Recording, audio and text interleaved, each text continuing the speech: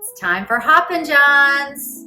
This is such a Southern tradition. I love eating Hoppin' John black-eyed peas and rice for New Year's Day. So I thought I would take you through how to make it. It's super simple, just a few ingredients, and you can add more or do it just simply with 1 or 2 ingredients. It doesn't matter, but the key is to put a lot of flavor in the base. So we're starting with 4 strips of bacon here that I'm going to fry, and then I'm going to remove that bacon. I'm going to save it, crumble it up, and that's going to be part of the topping, the accoutrements on the top that are going to make it taste so delicious. I've been soaking my black-eyed peas overnight, so that's going to be one of the ingredients. I have 2 cups of yellow onion, and I actually had some celery, so I went ahead and added that in, not required. I have some chopped garlic.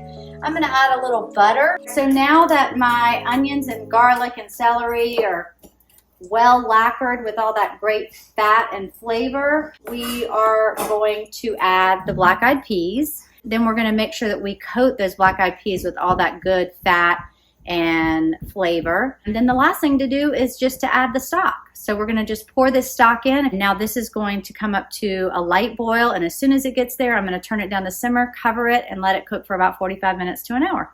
Everybody has their own way of serving Hoppin' John, but I like to start by spooning those flavorful black-eyed peas that are perfectly cooked over every bit of the rice. And then I take a second spoon and I find all that delicious, flavorful gravy. And then you can really add any toppings you want. I love that crispy bacon. I also love tons of green onions. And then I just had some flat parsley and cilantro. So I added both of those with a little bit of my favorite hot sauce.